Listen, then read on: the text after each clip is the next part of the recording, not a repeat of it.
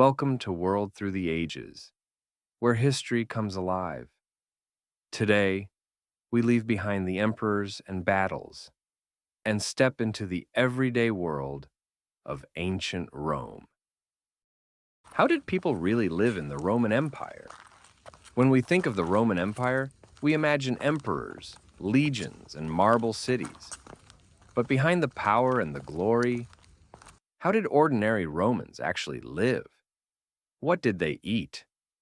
Where did they sleep? What did they believe in?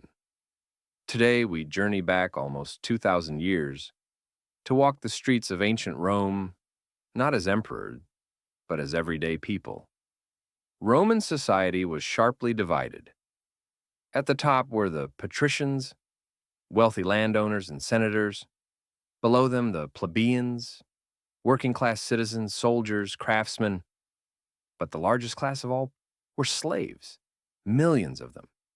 Men, women, and children, bought, sold, and inherited like property. And yet, even slaves could sometimes buy their freedom and climb the social ladder. In Rome, identity was fluid, if you had the means. The rich lived in sprawling villas with courtyards, mosaics, and private baths.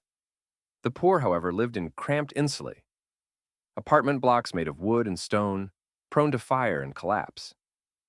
A typical Roman breakfast was bread dipped in wine. Lunch was simple: fruit, cheese, leftovers. Dinner, cena, was the main meal. For the wealthy, it could be extravagant: roasted peacock, honey-glazed dormice, imported spices. Work varied: farmers, blacksmiths, bakers, soldiers. Women ran households, and in wealthier families, managed slaves and accounts. To many, the Roman army was a career. Legionaries trained rigorously, marched 20 miles a day, and built roads, forts, even entire cities. Service lasted 25 years.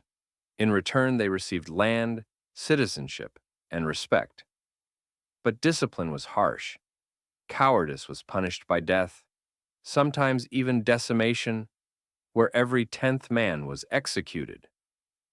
The army wasn't just Rome's sword, it was the backbone of its expansion.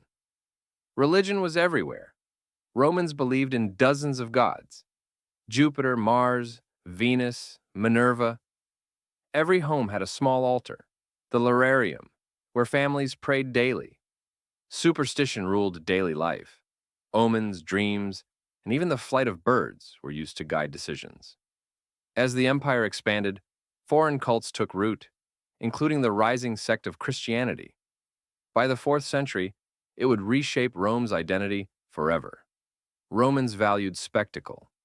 In the Colosseum, 50,000 citizens gathered to watch gladiators fight to the death.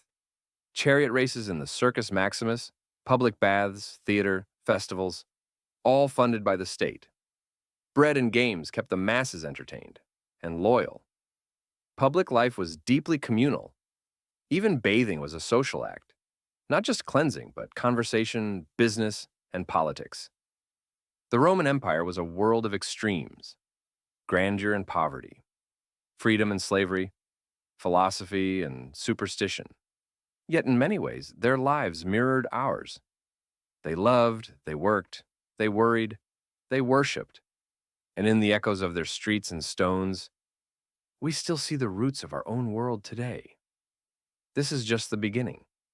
Subscribe and join us as we uncover the empire that never truly fell